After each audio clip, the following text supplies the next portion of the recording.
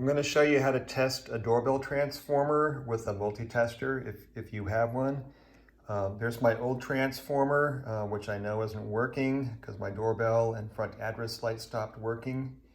And here is the brand new one I just bought over at Ace Hardware for $19.99. So if you have a meter, these are actually very easy to test. I've hooked the leads up to the wires coming out of the transformer. So that would be the transformer's primary. Those wires are the ones that go to your 120 volts in your house wiring.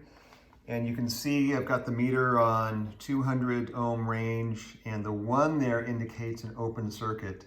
So there's zero resistance across those leads, meaning that the primary side of that transformer is burned out and the transformer will not work. Now I've put the test leads on the secondary side of the transformer, so that's the low voltage side, and you can see it has 2.8 ohms of resistance, which is about what we would expect. So on this transformer, the secondary coils are fine, but the primary is burned out. So for comparison, I've hooked up the brand new transformer on the primary side, the high voltage side, and you can see about 54.8 ohms, and that is right on target for about what we would expect for a working primary coil on a transformer. So I know now that I've got a bad transformer in my old one, and that the new one is going to be good to go. So my new transformer is what's called a tri-volt transformer.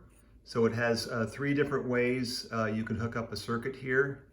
And you can see at the top, I think that says 8 volts, 10 volt amps.